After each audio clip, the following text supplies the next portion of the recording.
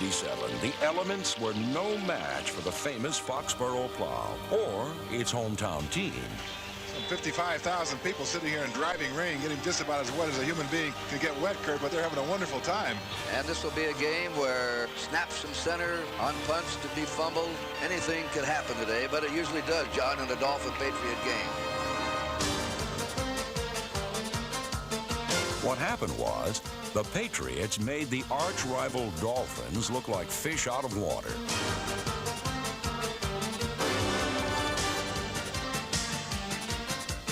In its initial outing of the season, the New England offense bombarded Miami, running up 28 points in the first three quarters.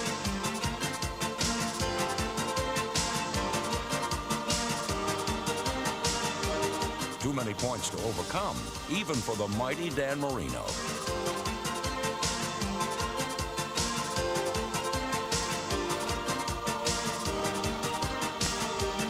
Passes too wet for the Dolphins to handle, stuck in the dry hands of the Patriot secondary.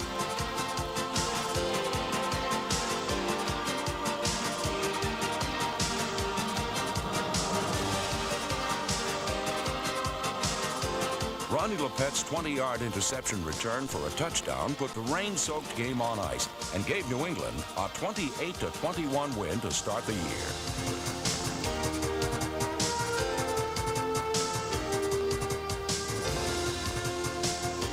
15 weeks later, the same two teams met to end the season, and the Patriots' effort was no less gallant. At stake was pride, and number 56, Andre Tippett, exemplified the fighting spirit of the Patriots. Despite 7 starters being placed on injured reserve throughout the year, New England fell only one game shy of repeating as AFC East champs. The team played with the same intensity in Week 16 as it did in Week 1, and with the same winning results. Overcoming all obstacles, the 1987 New England Patriots displayed the heart of a champion.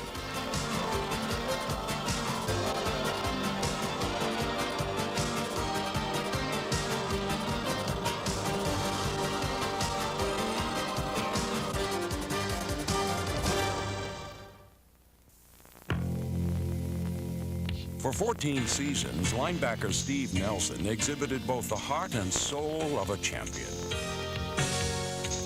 And although he retired last season, the image of Nellie standing tall as the anchor of the Patriots' defense will last forever, as if frozen in time.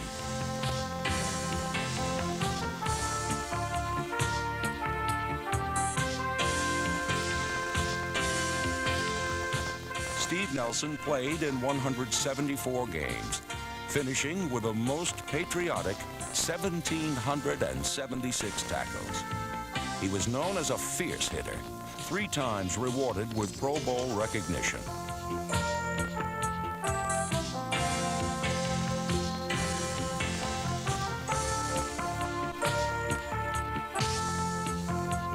When Nellie wasn't impeding a ball carrier's progress, he was intercepting a quarterback's passes, always daring a team to come his way.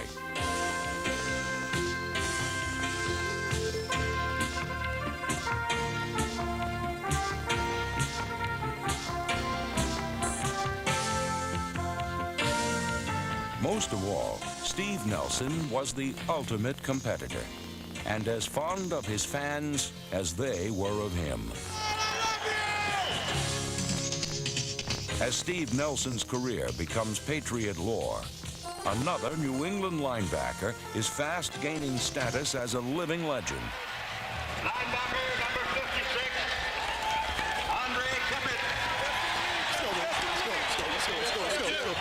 After 6 seasons, Andre Tippett has become one of the NFL's most dominant players and the leader of the New England defense.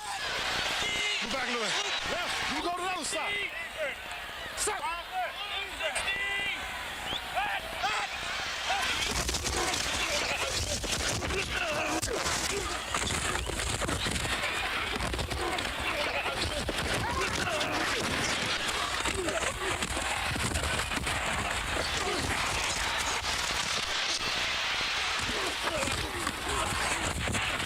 Even when Tippett's body takes a break, his mind remains on the game. I got off the ball, man. Leonard was still in his damn stance. Yeah. Check it out. The people. Kick left, right? Kick right. Kick left. That man everybody kick this way. Damn, I'm still doing like this. This is my left hand. Keep that outside hand free. Way to battle. Way to get some. Way to get some out there. Way to get some out there. Get off on the ball. Watch the ball. Let's go, everybody on the ball. You can bet that if the ball makes it to Andre Tippett's part of the field, he'll make it to the ball.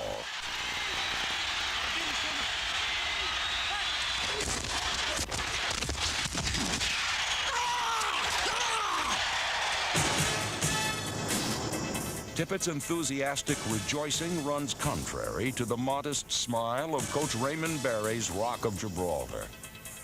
Andre has played great football consistently. He does it every week. I don't see anything he can't do as a linebacker. What he did do last season was earn his 4th consecutive trip to the Pro Bowl.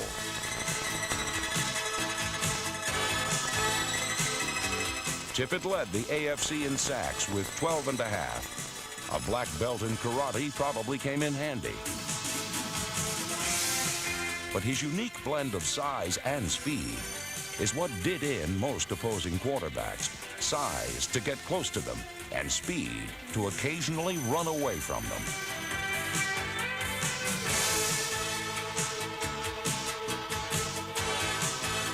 Tippett was part of a dominant group of Patriot linebackers. Number 55, Don Blackman. And Lawrence McGrew, number 50, were right side linebackers with a knack for running down ball carriers. When a neck injury sidelined Blackman, who has since retired to become assistant linebackers coach, veteran Ed Williams, number 54, capably stepped in and started the last 7 games of the season. That's the kind of depth New England had on defense. Depth that is most evident in a secondary that puts a premium on pickoffs. Raymond Claiborne, number 26, had another fine season. But when a knee injury ended his consecutive games played streak at 161, fifth-year cornerback Ronnie Lepet picked up the slack, returning 2 interceptions for touchdowns.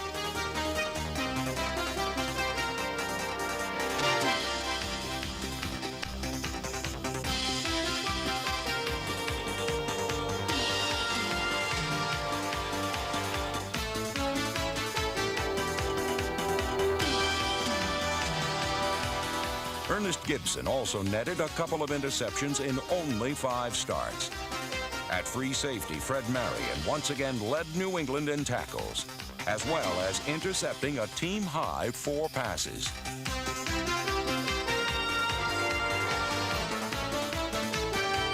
Strong safeties Jim Bowman, number 28, and Roland James rounded out a secondary that helped New England tie for the best turnover ratio in the league.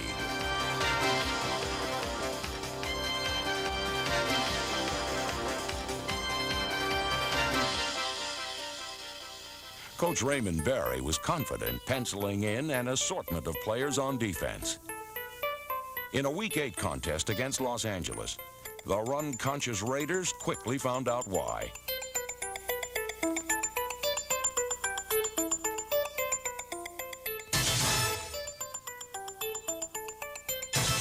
Los Angeles had nowhere to run. Unfortunately for New England, neither did Tony Eason. Eason now comes out of the pocket, is going to run it. They're chasing him. He's at the 30, running diagonally, and he's whirled out of bounds by Stacy Torren, the strong safety. He's hurt, too. He's lying down over the Patriots sideline, not getting up. When he did get up, it was to leave with a season-ending separated shoulder. A little rusty in relief was veteran Steve Grogan. The kinks would be worked out soon enough.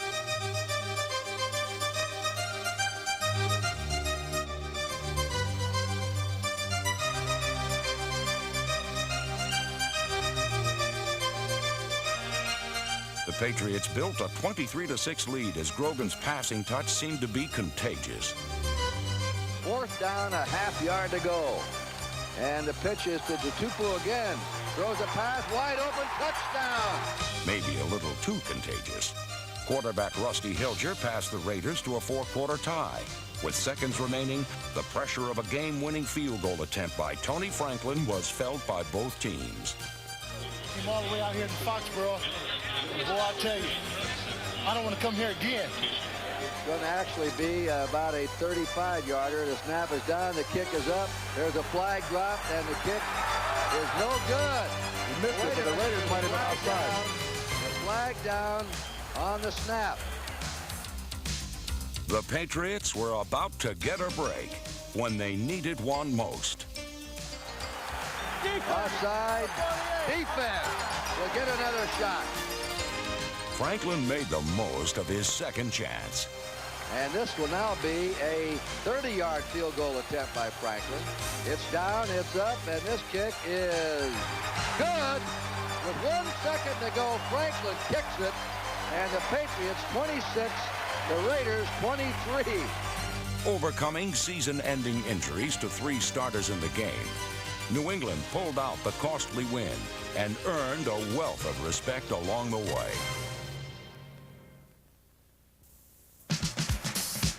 Despite the impending sale of the Patriots, owner Billy Sullivan remained determined to improve his team, and bringing home Doug Flutie was one such gesture. The former Heisman Trophy winner from Boston College was acquired on a Tuesday, and 5 days later started the team's 3rd replacement game. Needless to say, his quick feet came in handy.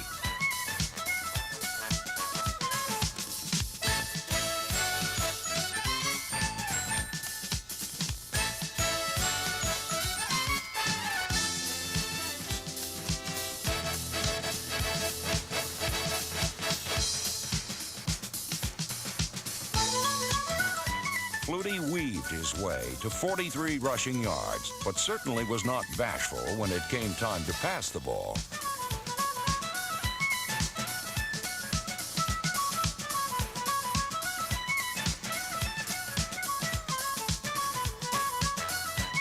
Flutie's 27-yard touchdown pass highlighted New England's 21-7 win at Houston and marked his arrival as a Patriot. Blazing a trail behind New England quarterbacks early last season were a pair of dependable running backs.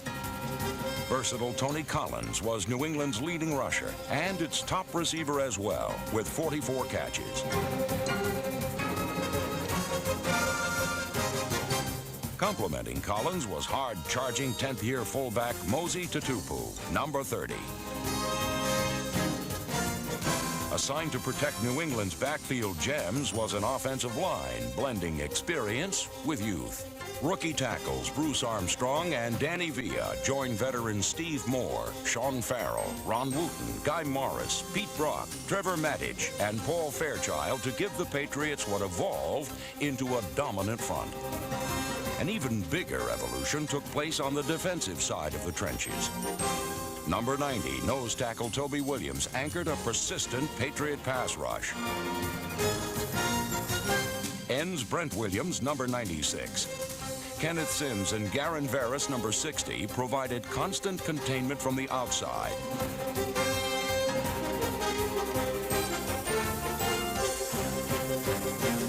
This front attacked from all sides, and along with the rest of the defense, hit its stride on a chilly November Sunday against Indianapolis.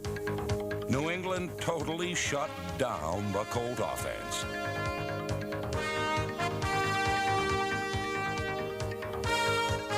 The Patriots were a stingy defense, and then some. Here's the punt now by Ron Stark. It's blocked. It's blocked by Willie Scott. He has it for a touchdown.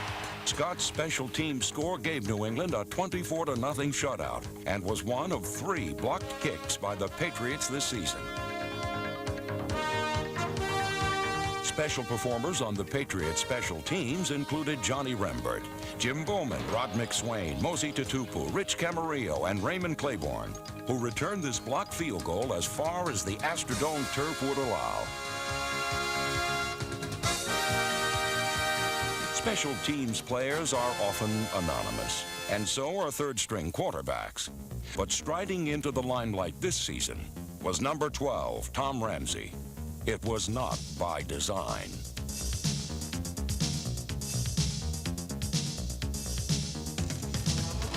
The Cowboys knocked out starter Steve Grogan in a Week 10 contest. Enter Tom Ramsey, backup quarterback extraordinaire.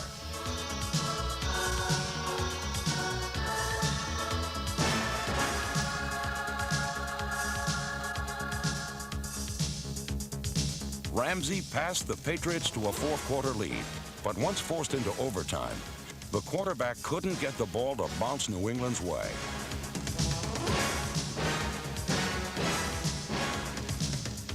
The disappointment of losing was offset by Tom Ramsey's startling emergence. 2 weeks later against Philadelphia, the quarterback delivered a record-setting performance, and his 402 yards in the air was the team's second highest single-game total ever. Again, though, New England suffered a bitter overtime loss. And with a 5-6 record, it was time to turn things around.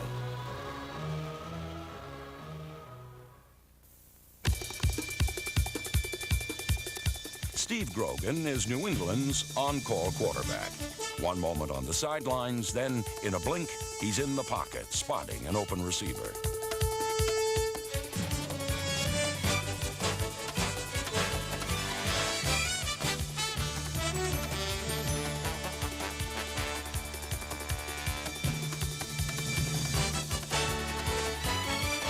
At 34 years old, Grogan still dives for precious goal line yards.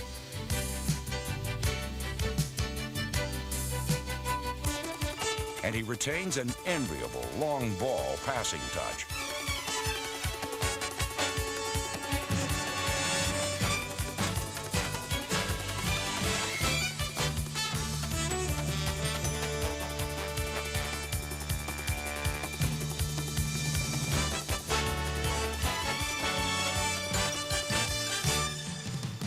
But the veteran Grogan accepts sharing top billing in Foxborough with Tony Eason, who, when healthy, is one of the league's most feared passers.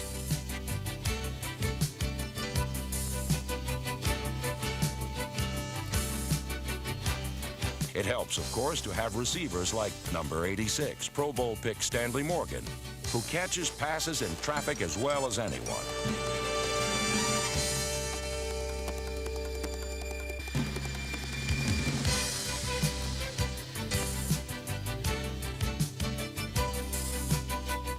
Not unlike Morgan is partner Irving Fryer, another receiver tough to tackle and tougher to cover.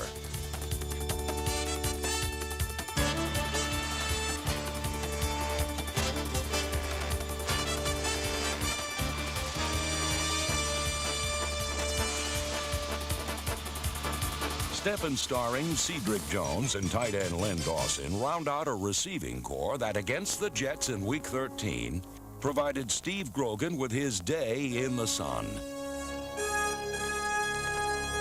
Grogan was spectacular, and his receivers were even better.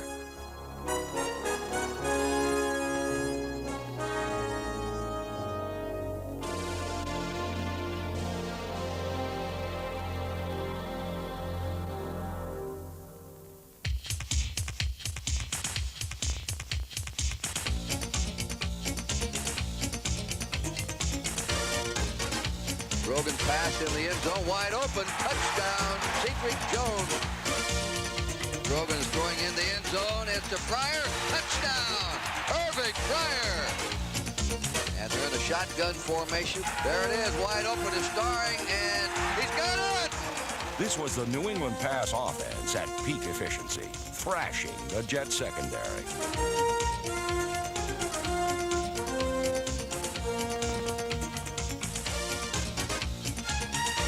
The Patriots crushed New York 42-20 and maintained slim playoff hopes thanks to Grogan and a pair of young running backs.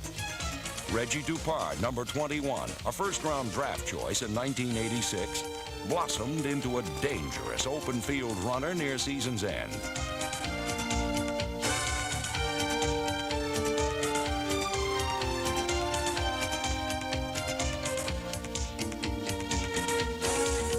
The shifty back was the team's top rusher in 3 of the last 4 games.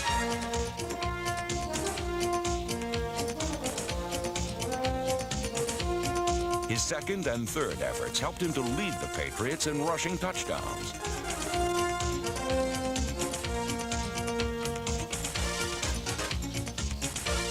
Emerging along with Dupard was rookie Bob Perriman, giving New England 2 promising young backs for the future.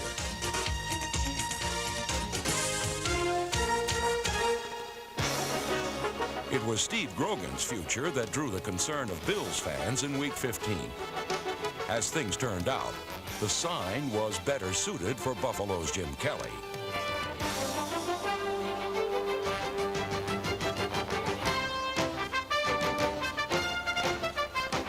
Kelly was sacked 5 times by the Patriots, and Buffalo's offense was held scoreless. A memorable defensive performance against one of the NFL's most explosive teams. As for the New England offense, Grogan's hot hand and a born-again ground attack brought the Patriots a victory in Buffalo, and another the following week in Miami.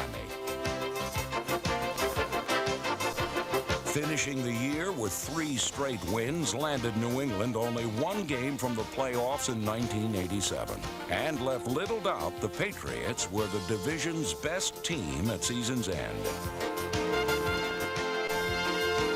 Fighters right to the finish, the 1987 New England Patriots displayed the heart of a champion.